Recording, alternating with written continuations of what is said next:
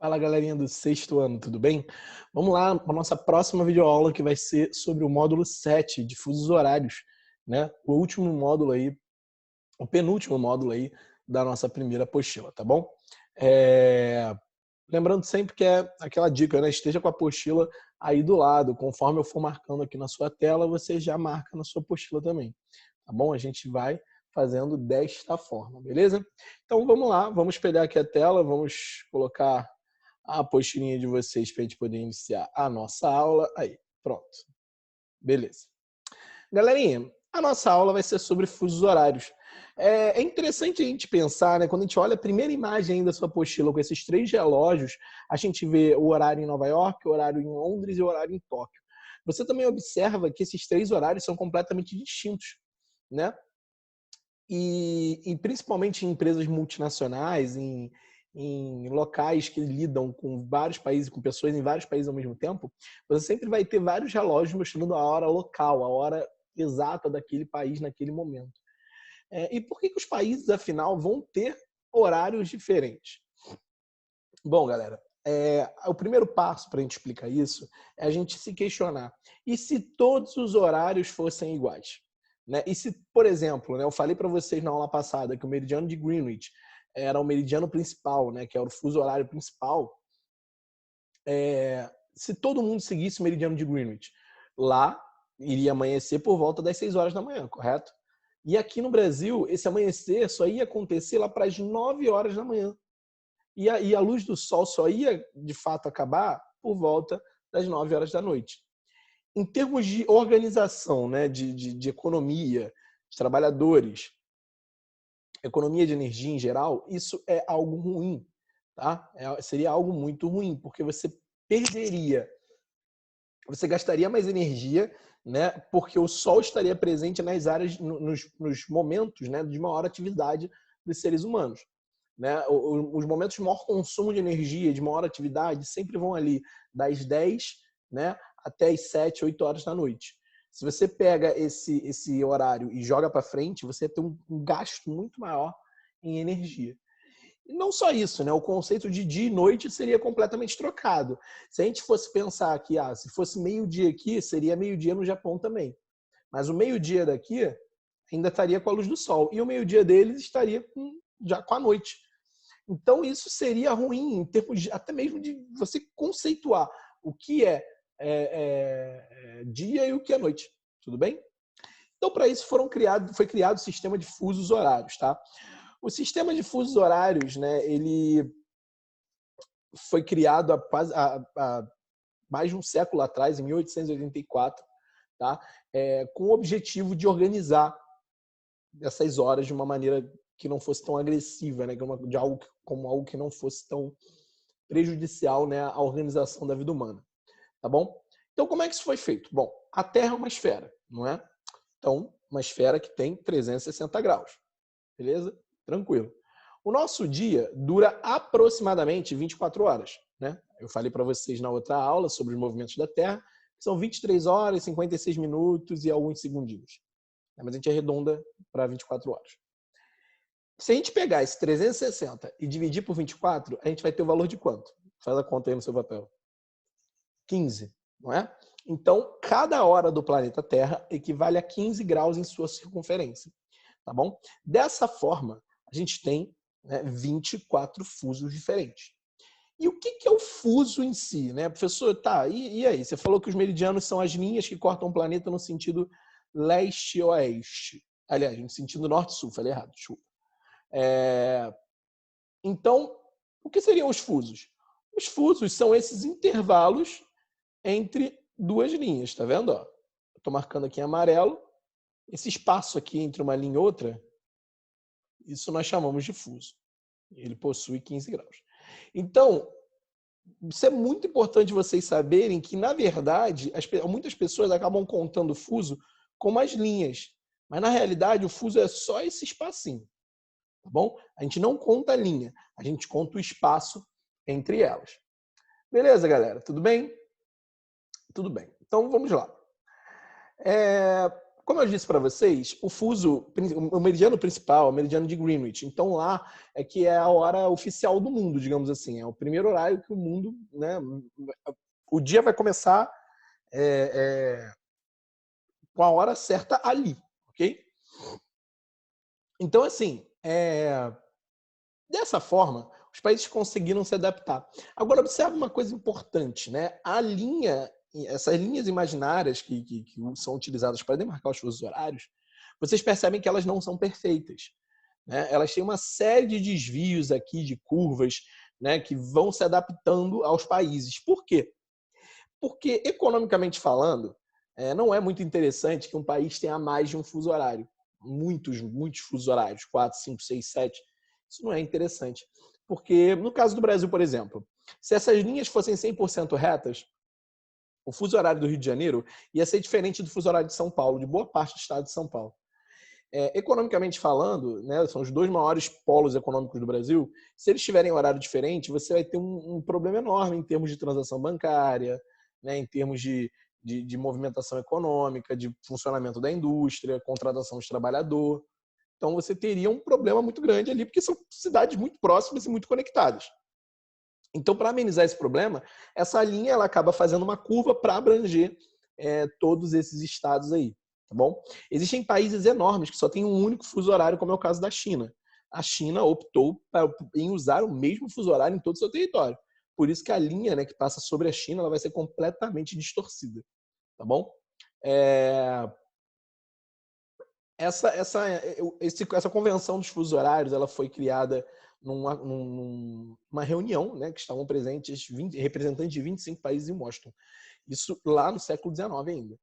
Então, é um sistema bem antigo, é um sistema já bem conhecido, né, da gente, e que hoje o ser humano já não consegue mais imaginar de como seria a sua vida sem esse sistema, tá bom? Aí embaixo, né, na sua apostila, a gente tem esse mapinha aí que representa alguns fusos horários do mundo, tá? Observe o seguinte, ali em cima desse mapa, ele está te indicando que a cada espacinho desse você tem mais uma, mais duas, mais três, mais quatro, mais cinco, mais 8, mais 9, mais 10, mais 11, 12. Ou seja, para cada fuso que você caminhe, né, à direita, você vai acrescentar uma hora. Para cada fuso que você caminhe à esquerda, você vai reduzir uma hora. Aqui o próprio mapa te diz isso. À direita positivo, à esquerda negativo. Assim como na matemática. Tá bom? Todo número à esquerda não vai ser sempre negativo? Então, na matemática, né, na geografia, vai ser exatamente a mesma coisa. Tá bom? Guardem essa informação, porque daqui para frente daqui a pouco a gente vai estudar como se calculam esses fusos horários de fato, como vai cair na prova de vocês, o que vocês de fato têm que saber. Tá bom? Seguindo em frente, vamos aí para a linha internacional de mudança de data. Bom, são 12 fusos a oeste e 12 fusos a leste que existem no nosso planeta, né? A oeste de Greenwich, a leste de Greenwich, ok? No último fuso a leste, é mais ou menos aqui, ó. Vou mostrar aqui para vocês. Nessa região aqui, bem aqui, ó, no último fuso a leste, o fuso mais 12, nós temos o que nós chamamos de linha internacional de mudança de data, né? Para os íntimos, só LID, tá bom? Sempre que a gente estiver falando de linha internacional de mudança de data, eu vou abreviar para LID, ok? Nessa região, especificamente, é onde onde se passa um dia para o outro, ok? A partir do momento que você ultrapassa a LID, você já conta como um outro dia. Por quê? Porque você já está terminando a circunferência do planeta Terra. Ok? Então, por exemplo, nesse mapa abaixo você tem ali as ilhas de Samoa, que estão a leste da LID, né? Que estão nessa região aqui. Que estão bem aqui. Cadê? Deixa eu mostrar aqui para vocês. Aqui, as ilhas de Samoa estão a leste. Logo, é dia 5. Ok? Nas ilhas de Tonga, cadê Tonga?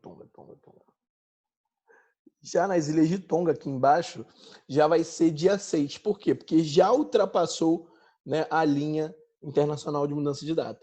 Simplesmente por cruzar essa linha. Existem ilhas que são bem próximas, na verdade, e que acabam, né, tendo horários diferentes por conta da linha internacional de mudança de dados. Ok? E falando especificamente do Brasil, né? Como é que o Brasil se comporta nessa divisão aí? O Brasil possui 4 fusos horários diferentes, tá? O primeiro fuso horário dele, né, que é o primeiro fuso horário mais próximo de Greenwich, é o -2. Por que tem esse aqui em cima do nosso mapa tem esse indicador aqui, o TC-2? Quer dizer que aqui são 2 horas negativas em relação ao meridiano de Greenwich, tá bom? Vão ser, em relação ao horário de Greenwich, a gente vai retirar 2 horinhas. Quais estados ou cidades brasileiras estão nesse fuso horário? Somente o arquipélago de São Pedro e São Paulo e o arquipélago de Fernando de Noronha. São os 2 únicos locais no Brasil onde a gente tem o UTC-2. Ao lado, nós temos aqui o fuso horário -3, que é onde está o horário oficial de Brasília. Galera, para que haja, né, uma orientação, um país, mesmo que tenha vários fusos horários diferentes, tem que ter um fuso horário oficial. Tá? E no caso do Brasil, o fuso horário oficial é esse fuso horário de Brasília. Está representado nesses estados aqui em verde mais escuro. Tá bom? O horário de Brasília, ele serve como uma referência para o resto do país. Tá? Então, é o fuso horário que nós aqui do Rio de Janeiro estamos habituados. Ele está atrasado -3 horas em relação a Greenwich.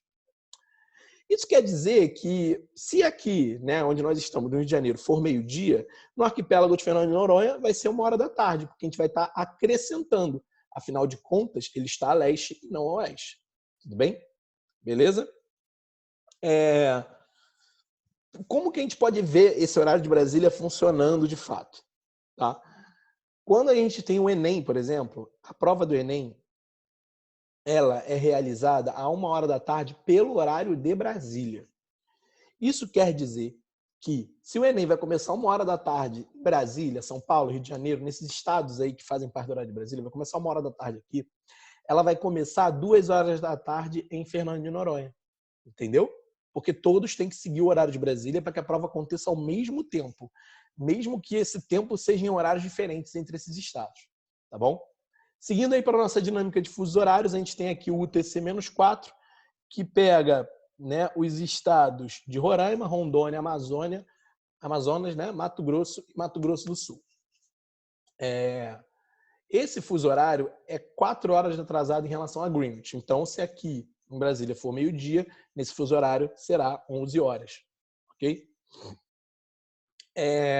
Por que houve, né? Por que o Brasil optou por ter mais de um fuso horário? Porque essas áreas que são fusos -4 são áreas que têm menor número de habitantes. Então não faria muita diferença em termos econômicos manter essa hora igual a de Brasília. Então por isso manteve-se ali o fuso horário prático, que a gente chama, né? O que realmente o mapa diz. Ok? E o último fuso horário do Brasil é o UTC-5, que pega o estado do Acre e uma parte aqui a sudeste aqui sudoeste da Amazônia, tá bom? O que acontece? Quando a gente está falando do Acre, desse pedacinho da Amazônia, a gente está falando de 2 horas a menos do que o horário de Brasília. Então, se aqui é meio-dia, no Acre vão ser 10 horas da manhã. Onde que a gente vê o horário local sendo aplicado? Durante as eleições presidenciais, tá?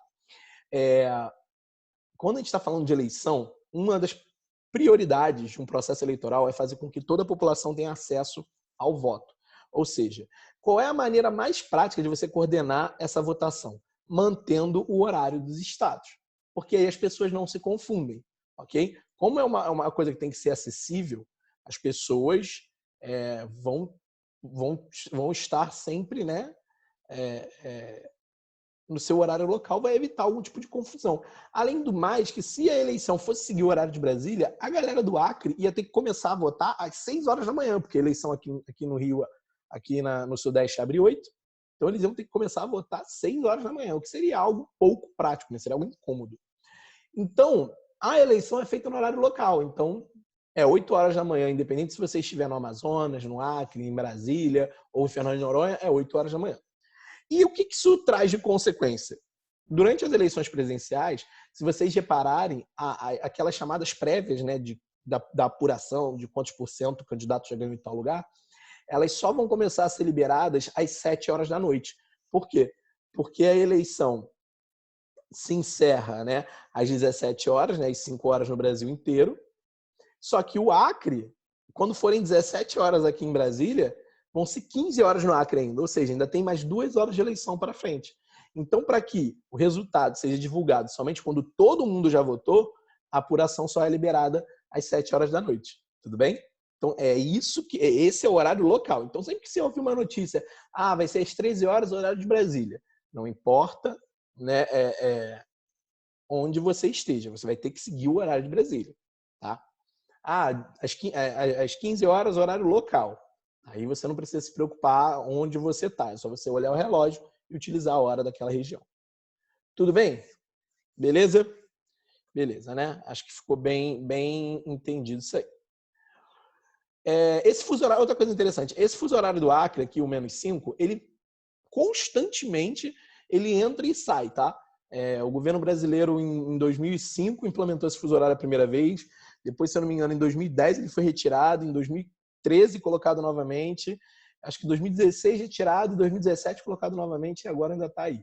Então, se um dia, né, daqui a alguns anos, vocês olharem algum mapa e não tiver esse fuso horário, não se assustem. Ele vira e mexe, ele vai sendo trocado, tá? Há uma discordância aí entre os líderes aí no Brasil para ver se mantém ou não mantém esse fuso horário. Beleza? Falando aí agora do cálculo, né, desses fusos horários, tá? Como é que a gente calcula essa informação? Olha só, como é que vai aparecer na sua prova? Sempre vai ser, João está na Itália com destino ao Rio de Janeiro, né? Ele pega o voo das 10 horas.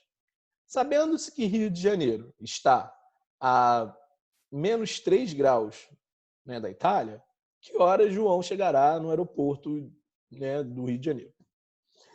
Então, assim, a gente sempre vai ter isso. Ele vai te dar o horário que o cara vai sair de um lugar e vai te perguntar o horário que ele vai chegar, tá? Aí você vai ter que, por exemplo, vamos lá. Se eu pego o nosso mapinha aqui, vou usar o nosso mapa aqui como exemplo, tá bom? Vou marcar aqui no meu mapa o local que eu vou escolher para ser usado como exemplo na nossa imagem. Esse X aqui é o nosso ponto A, ok? Que está no fuso +1. Bem, então, o ponto A está no fuso +1 em relação ao meridiano de Greenwich. Beleza? Aqui no ponto A são 11 horas, tá bom? Estou desenhando aqui, está ficando meio mal, mas vamos lá. 11 horas. Beleza? E eu quero chegar aqui em Brasília no ponto B, né? O ponto B. Eu quero saber que horas eu vou chegar em Brasília, tá? Que horas se são 11 horas no ponto A, que horas serão no ponto B, não é? É só a gente contar, olha. 1, 2, 3, 4. São 4 horas que eu vou acrescentar ou diminuir. Bom, se eu estou indo no sentido oeste, ou seja, se eu estou indo para a esquerda, eu vou diminuir, tá? Então, nós temos 1, 2, 3, 4 horas a menos. 11 menos 4 dá 7, ok? Então, se são 11 horas, né, em Berlim, né, que é o fuso horário que a gente está usando aqui, o +1. Se são 11 horas em Berlim, em Brasília vão ser 7 horas da manhã. E aí eu acrescento o tempo de voo. O voo dura 8 horas. Vai ser 7 mais 8, que dá 15. Então, qual horário o João vai chegar em Brasília? 15 horas da tarde. Tá bom? É assim que vai ser calculado o fuso horário. O que vai variar é o sentido, né, que o personagem da sua questão está indo. Se ele estiver indo para a esquerda, aí você vai e vai reduzir a quantidade de espaços que ele vai estar ocupando. Se ele estiver indo à direita, você vai acrescentar esse número de horas. Professor, mas e se a questão sempre vai me dar um mapa? Não, nem sempre a questão vai te dar um mapa. Ou ela vai te oferecer esse mapa e aí ela não vai te dar só essas informações, o tempo de voo e o horário que ele partiu, né? Ou ela não vai te dar um mapa, vai te dar o tempo de voo, a hora que partiu E aí ela tem que te informar a quantidade de fusos que você vai percorrer.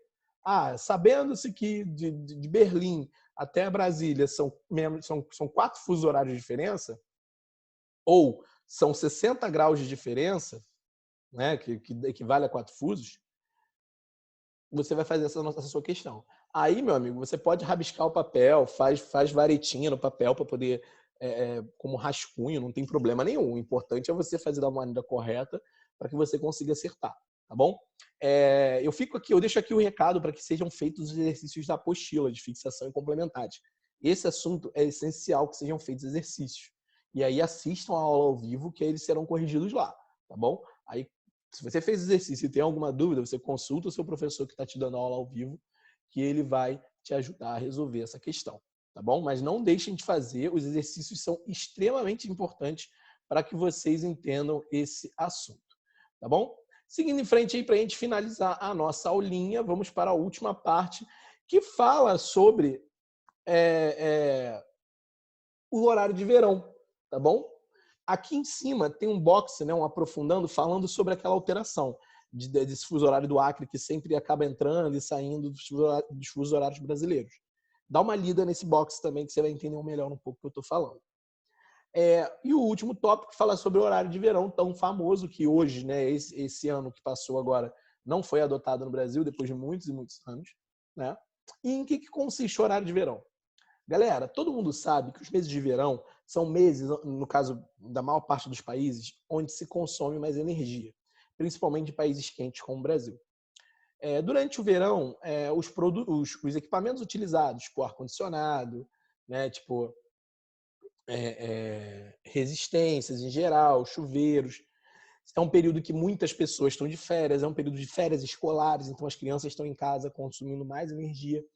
Então, é um período onde você tem um gasto muito grande de energia, tá? Durante os meses de verão, né? Geralmente, o horário de verão geralmente vai de outubro, né? Do final de outubro até o início de março. Então, são aí 5 meses que esse horário de verão atua. Dessa forma, quando a gente está em horário de verão, é acrescentada 1 hora a mais, né, no nosso relógio. Então, no dia de mudança para o horário de verão, quando o relógio bater meia-noite, a gente vai jogar ele para 1 hora da manhã, vai pular 1 hora. Por que isso acontece? Porque aí, eu pulando 1 hora, acrescentando 1 hora, o dia vai demorar mais para amanhecer. Então, ao invés de amanhecer 6 horas, vai amanhecer 7 horas da manhã. Isso significa que nesse horário da manhã, que é um horário onde as pessoas estão menos ativas, né, onde as pessoas geralmente estão acordando, se arrumando para ir para o trabalho, não tem uma atividade muito grande, esse horário específico, o dia, essa pessoa ela vai consumir mais energia durante esse horário, afinal de contas ela vai ter que ligar a luz mais cedo. Só que como é um horário de pouca atividade, essa pessoa ela não vai ficar muito tempo em casa, não vai ligar os produtos que mais consomem, vai ligar mesmo só a lâmpada, tudo bem? Em compensação, o sol vai durar mais tempo. Né? Então, ao invés do sol se pôr por volta das 18 horas, vai se pôr lá por volta das 19. Então, você tem 1 hora a mais de sol por dia.